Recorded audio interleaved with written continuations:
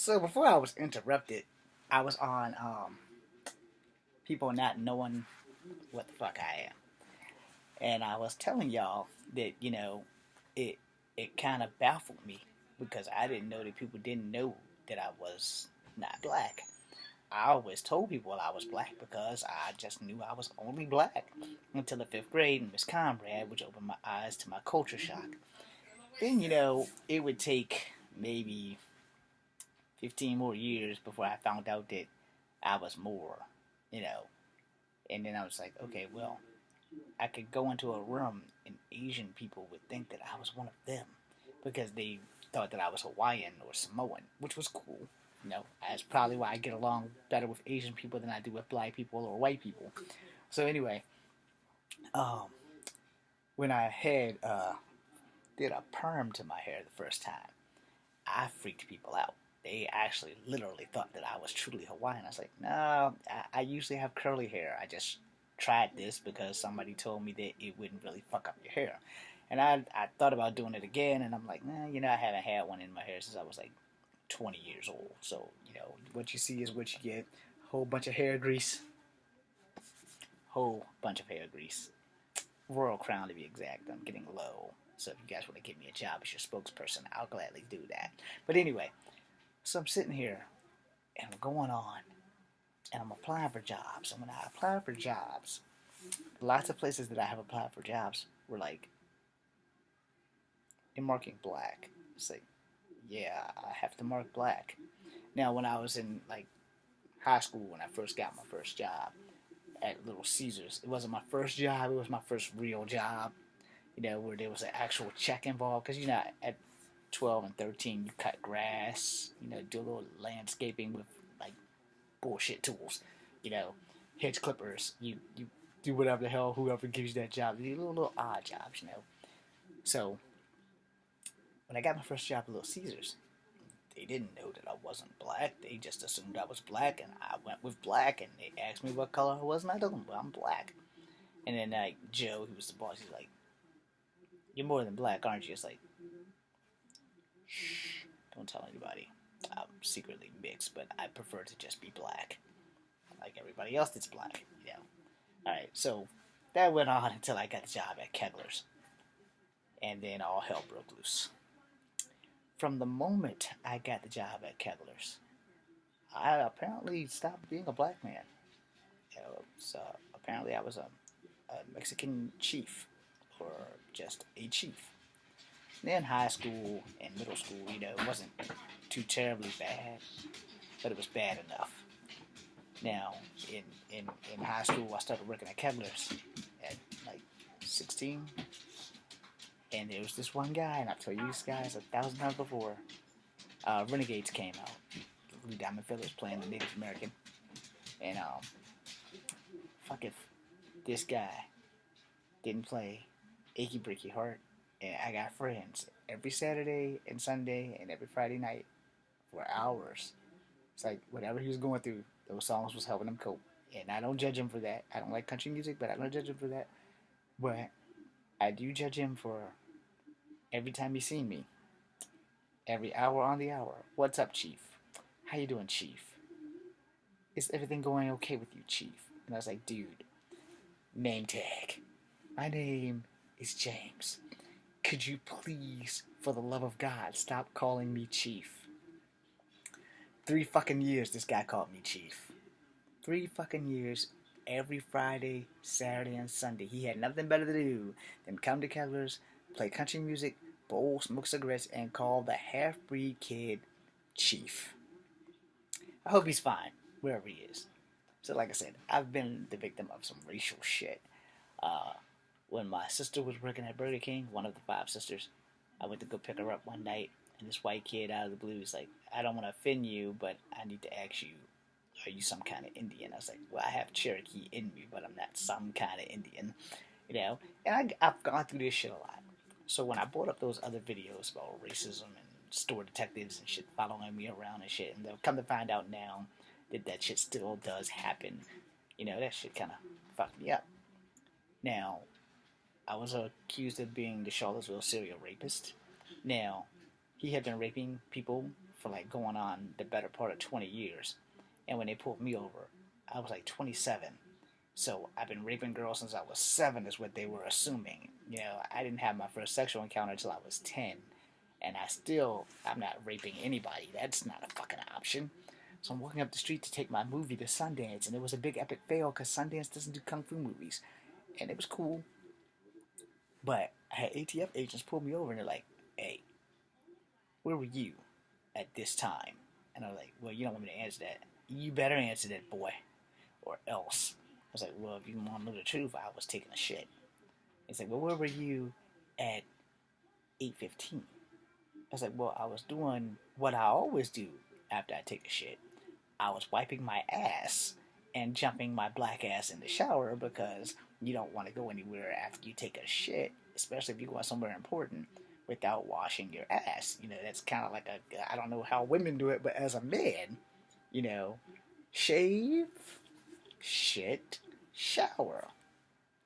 It might help you to know this when you're about 13, you know, because I've been shaving body hair off my body since I was, like 15 years old, because I've always hated chest hair and all other shit. Not that that's relevant to this, but I'm sitting there, and I'm like, what the fuck is going on here? I haven't done anything. I don't have a firearm. I'm 27 years old. The last thing I need is a fucking gun.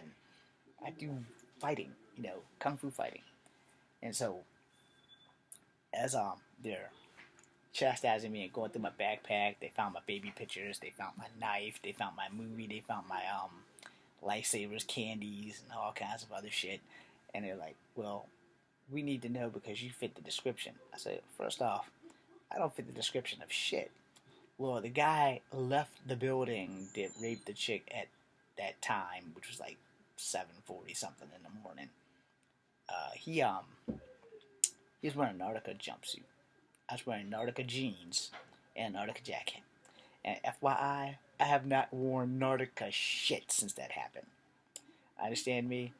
I have never, ever owned anything else Nautica after that. Those jeans, I don't know where they are. That jacket, I don't care where it is. But I've never worn anything else Nautica ever. Ever, ever, ever. And if Nautica wants to give me a job, the answer is no. Unless you're talking lots and lots and lots of money. And I mean lots of money. And if Tom Hilfiger wants to give me a job, the answer is hell no. Because I heard he was a racist.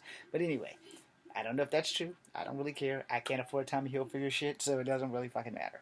Hell, I can't even afford FUBU, so I wear cargo pants. Alright? Cargo pants. They have enough pockets to get you through the day. And also, we wear them in the army. But they're just a part of your uniform.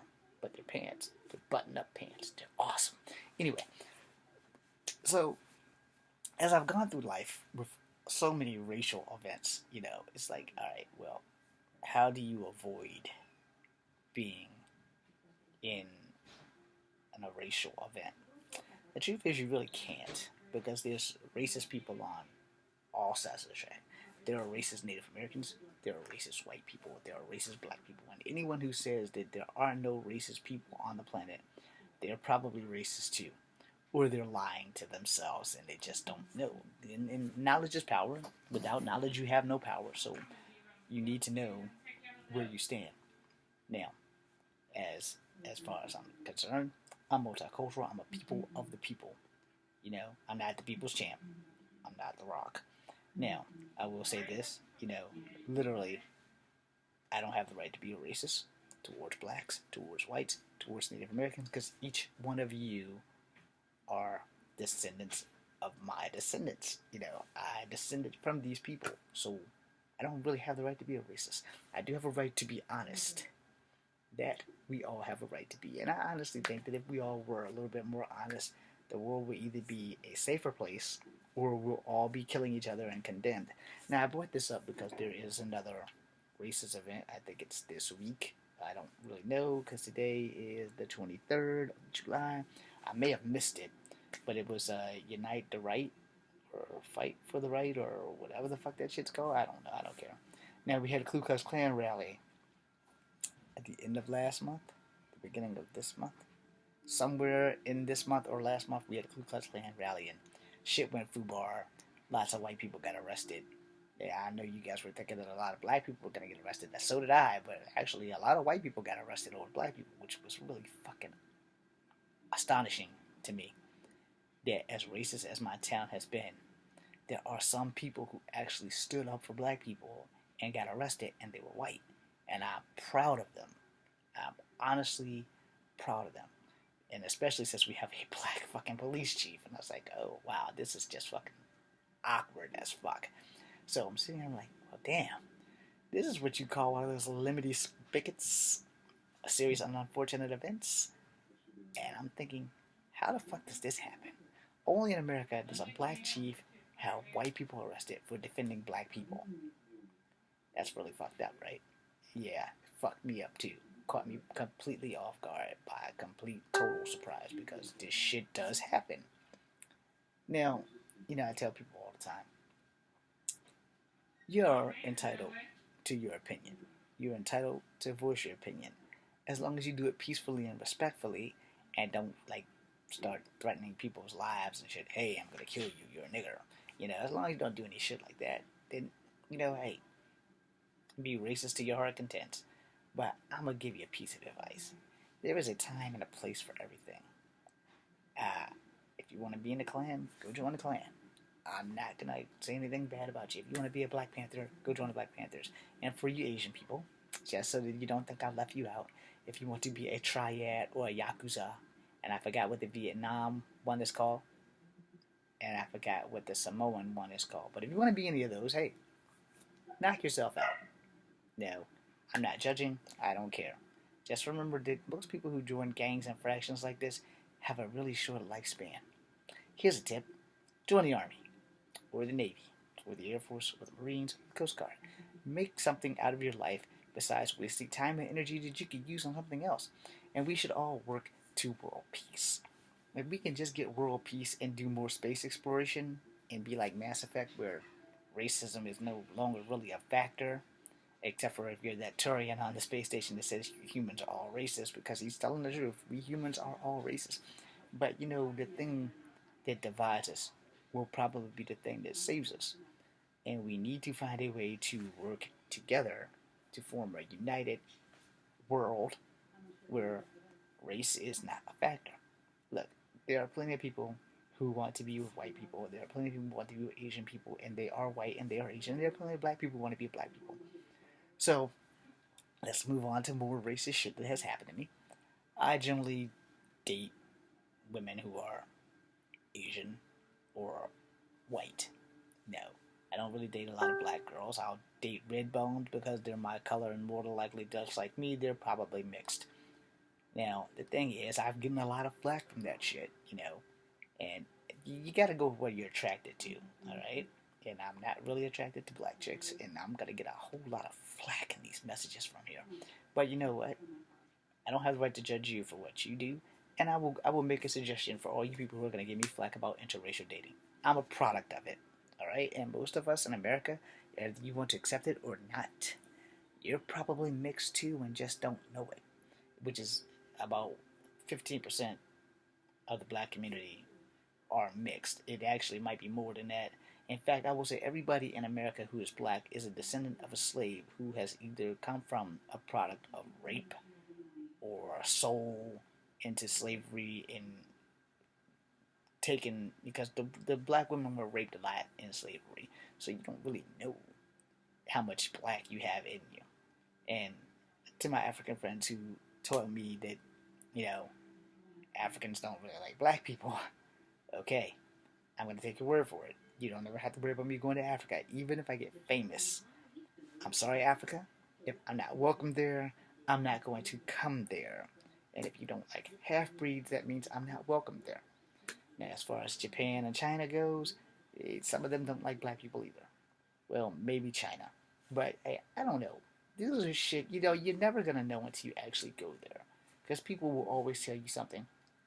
And to be honest, it could be that Asian person from China or Japan or whatever may have just been having a bad day. And you might have just got like in the crosshairs of their bad day. And they probably had a nigger moment or a moment of weakness and shot off the wrong way because you were right there. There's no guarantee that people in Asia or Africa don't like black people. It might just have been a bad day. You never know.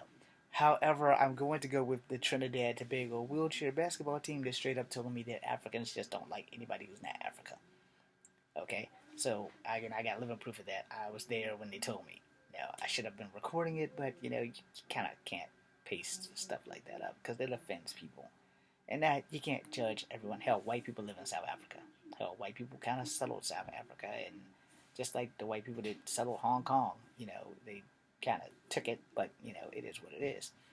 In attrition and in war, those things do happen, and people lose their land.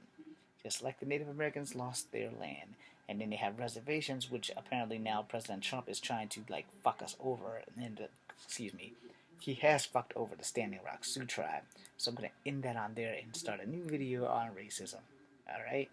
Hopefully this has not offended too many of my followers, and since I only have 25 of you, I'm sorry. Yeah, I'm keeping it real, giving y'all the whole 99.9.